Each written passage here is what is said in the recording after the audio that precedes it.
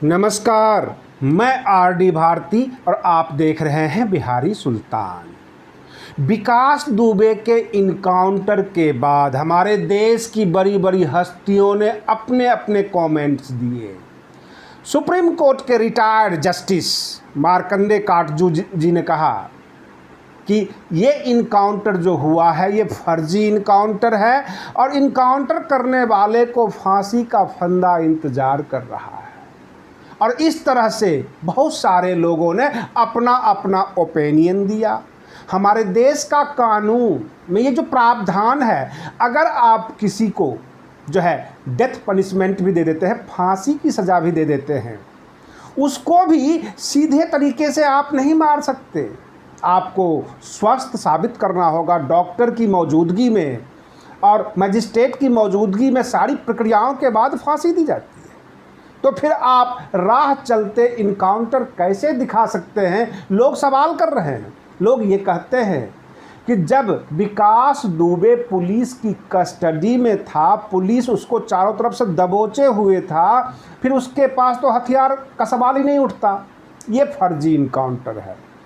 मैं आपको बता दूं, पंजाब के अंदर भी फर्जी इनकाउंटर के मामले बहुत सारे आए हैं, जो कि बहुत पहले किए गए थे आतंकवादियों के साथ। मुंबई पुलिस अंडरवर्ल्ड के साथ फर्जी इनकाउंटर करती आई है और देश के विभिन्न हिस्सों में पुलिस के लिए सबसे आसान रास्ता है इनकाउंटर करके उड़ा दो, काम खत्म करो। लेकिन यह अनलॉफुल है, इलीगल है, संविधान इसकी इजाज़त नहीं देती है।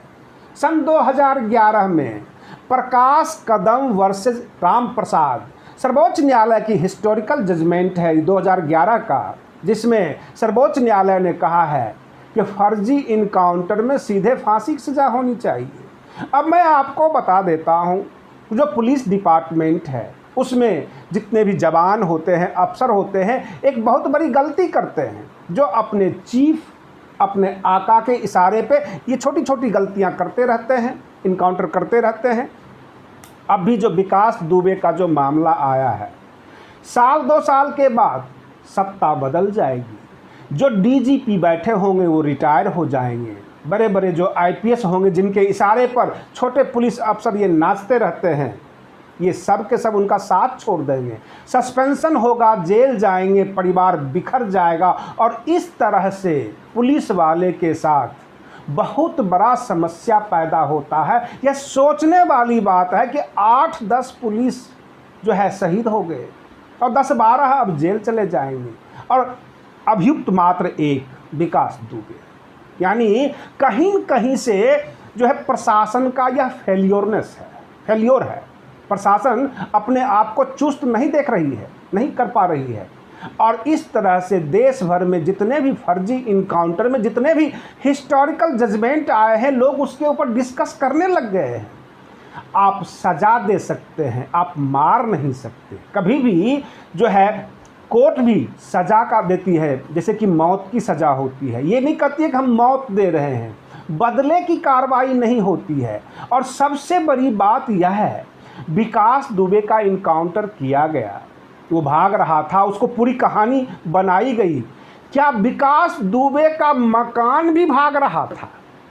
उसके मकान को गिराए गए, ध्वस्त किए गए। सरकार इस पर भी सवाल करने वाली है और सरकार क्या सवाल करेगी? न्यायपालिका सवाल करेगी कि कहीं विकास दुबे के घर में पुलिस वाले के खिलाफ, सरकार के खिलाफ कुछ दस्तावेज तो नहीं थे।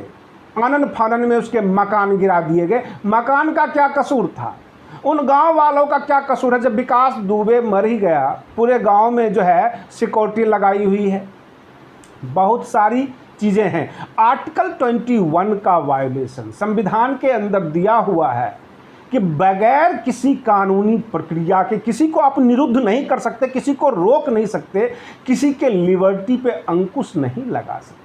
हमारी अदालतें थोड़ी सी लंबी प्रक्रिया से गुजरती है और पुलिस बल को लगता है इनकाउंटर एक आसान तरीका है, लेकिन ये काफ़ी महंगा तरीका भी है।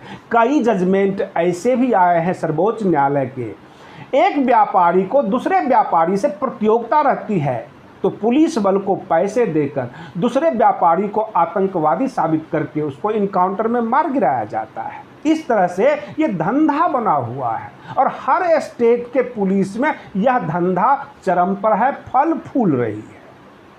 अब रही बात ये, उत्तर प्रदेश में बहुत सारे आपराधिक सरगना हैं, बहुत सारे के पीछे पुलिस पड़ी हुई है, लेकिन जितना विकास दुबे का केस उजागर हुआ, नंगा हुआ, पुलिस बल पे सवाल उठाए गए, बहुत तरह की कहानियां सामने आई है, उतना आज तक नहीं हुआ।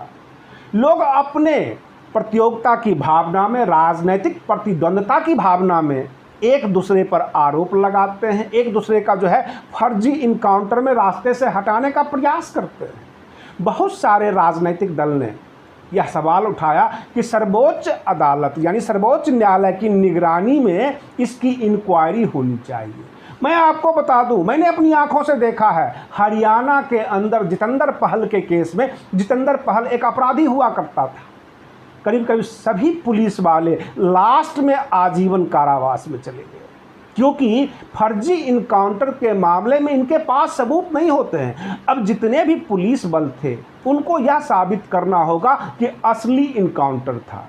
वीडियो फुटेज आई नहीं, कैसे साबित करेंगे? जो भैंस का झुंड बता रहे हैं वो भैंस गवाही देने तो आएगी नहीं कोर्ट में। समस्या सामने है।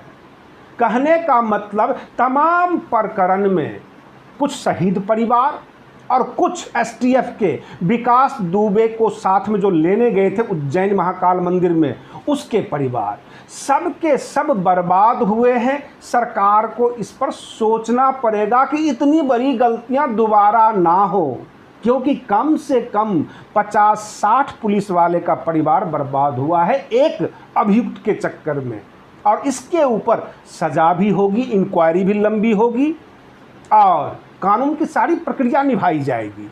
आप बने रहिए बिहारी सुल्तान चैनल के साथ, हम आपको बिल्कुल सटीक खबरें लेकर आते रहेंगे। तब तक के लिए धन्यवाद। जय भीम, जय भारत।